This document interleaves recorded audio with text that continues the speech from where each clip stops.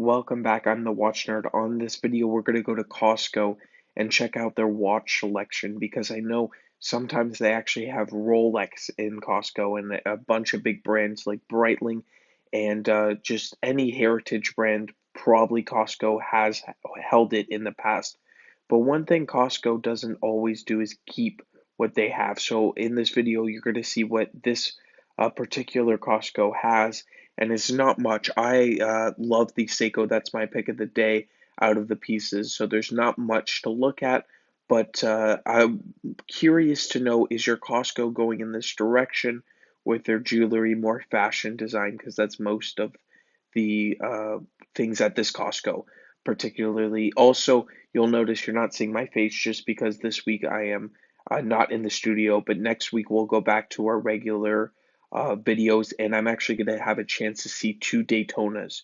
So I'm very excited for that. Right before I flip you into the footage, I also want to remind you of the Chanel chain giveaway. I'm going to give out a chain at 1,000 subscribers, Chanel enamel, sterling silver. So if you want that, there's the 4 steps in the description below if you want to be entered.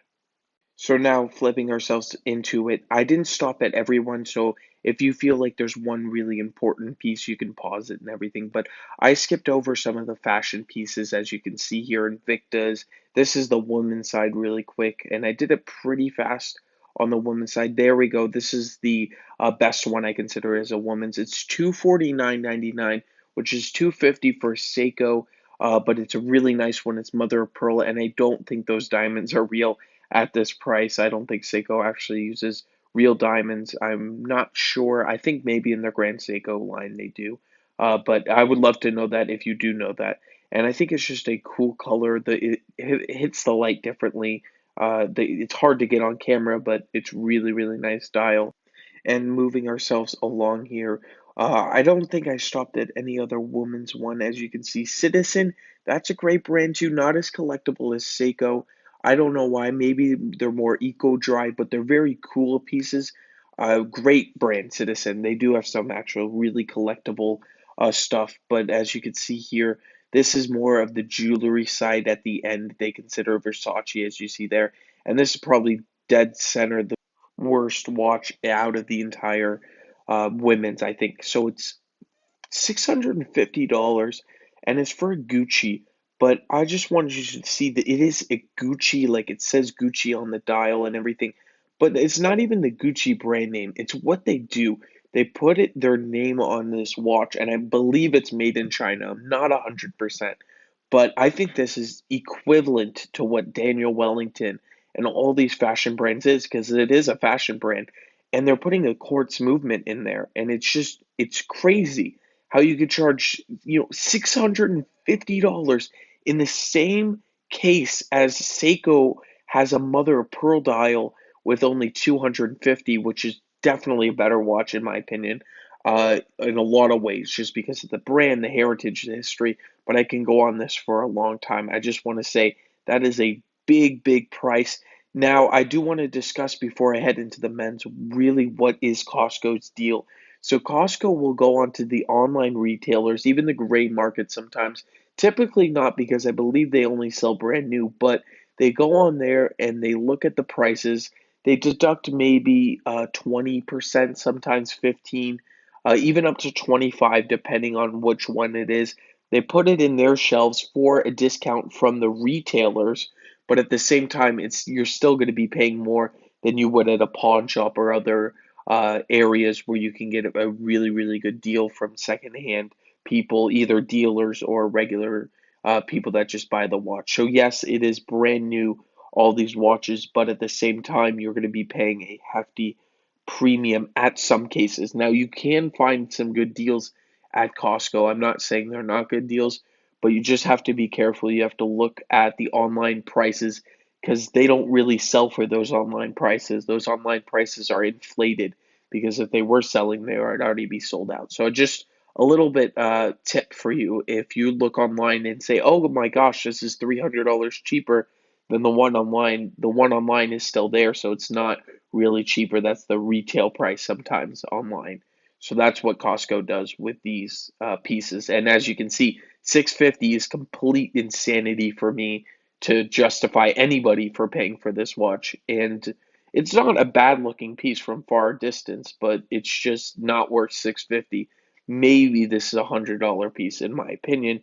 It's not even solar. It's like nothing special on the piece. Now jumping into the men's watches. As you can see here, this is just a fashion brand. They're asking 189. You buy glasses like that, this is just a bunch of minimalist. There's nothing wrong with it because some of these prices are good. But here's one when we come to these Invictus. So look at this gold toned blue Invicta, $97. Now, if you look that watch up online, Invicta will have heavily inflated prices. They'll probably tell you like $6.99 online, but Costco did, I guess, a little bit research because they didn't do half of that, and they put it at 97.99. As I could say, you can go to TJ Maxx here in Arizona, carries Invicta now.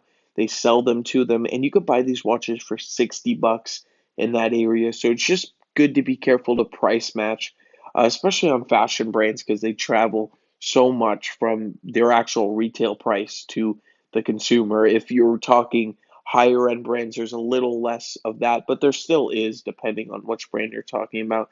But this is just one example of what some of these brands can do when they mark it up like crazy, and this is what Costco does. They brought it down a bit, but still not a great deal. I would not consider that a great deal. So keep pushing us along. Invictas are all on the top here, but this is like an Apple Watch type of thing, Fitbit. And then going through, this is what's going to be on my thumbnail right here. Gorgeous green dial, solar panel, Seiko, really nice. And then we have some more Seikos up here. I don't think they're such a bad deal. Really nice pieces, some of them. Now Citizen is up here. So there's about four Seikos, but I'm not really sure if these prices are fantastic. I'm pretty sure they're good though. Pretty sure they're sharp. Then we had a Bolova down there, but I do kind of go through fast. So if you want to go back and pause a few of them, you can. Just nothing extremely lavish that pops out at me. Not lavish in the sense of fashion brands, but like a great quality, something that's a really cool deal. But coming around here, you see some more Versace's. Now this is Gucci. Like I could not believe that they have this. Like this is what they're proud of. This is what they put out. $900 for this Gucci, and then it just boggles my mind. I can't get around that people pay this for a fashion brand. Now, I understand most of the people that buy watches, they don't, care about the movement as much and care about everything. But I know that if you're spending $900 on a watch, it's good to do a little bit of research, not just to go and buy the brand. I'm not in for that. Even with Rolex, like I love the brand. I think I made more videos about Rolex than any other brand, like in my entire channel out of everybody, and I love them. And I don't consider them a fashion brand. I don't consider them any of that because they make watches, but still, they keep innovating with their company. They don't just stop. They don't just say, okay, we're the kings of the watch world. We can make the same movements all the time. They keep developing new movements. You see craftsmanship. Now, I don't even need, Gucci to go out and say, okay, we're going to build an in-house movement. They don't even need that. They just need to get maybe, an automatic movement option at that price. I don't even think they might be Sapphire. They should be Sapphire at these pieces, but just something that boggles my mind that people go out and do this. Now, if you buy Gucci, that's fantastic, and I hope you enjoy it. But when you do try to sell it again, it does take a huge hit. With everything, though, with clothes, I guess it's the same idea. But with watches, you can actually retain a lot of value, and in some cases, it can go up. Other cases, most of the watch industry does go down, though. I will admit that. So, last watch here. This is a Shinola. One of my, I never talk about Shinola just because I don't want to bring attention to this brand, but it was there. I heard a little bit about it. Somebody told me once it's a Detroit watch made in Switzerland, and I was like, whoa, whoa, whoa, what are you talking about? So half of their, marketing squad said that they were in Detroit, and the other half said they were in Switzerland, so they got in big trouble. So apparently, the cases are manufactured in Detroit, but the movement's made in Switzerland. Very complicated. It's not a brand. I think they're way too much money, even with Costco prices. it's $1,000 for this type of watch is not, I don't think, a good deal. But anyway, I think the retail is like crazy high on these pieces, and it's just not a brand I never like talking about, and I don't think I will, just because there's not a lot of heritage, history, substance with this brand. But they are automatic, so I have to, put that in there. I have to show that they have an automatic piece, which is better than the Gucci. So that is the Shinola, and that's my real thoughts with that. But I'm gonna leave it here. I This was the last watch in the case, and I want to thank you all for watching.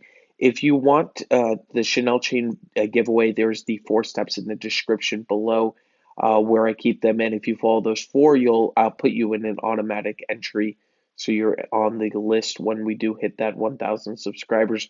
Also, I'd love to hear, do you like this type of video format too? This is like how I do my Rolex videos. I film it and then talk to you about what I see. And if you just want to see this type of video format again, I also want to just say this is the only video I've never shown my face in, just because, of course, I didn't go into the studio this week, but I definitely will next week. So you'll see my face again. I've not disappeared yet, but I want to thank you all for watching. I hope you have a fantastic day, and I will catch you in the next one.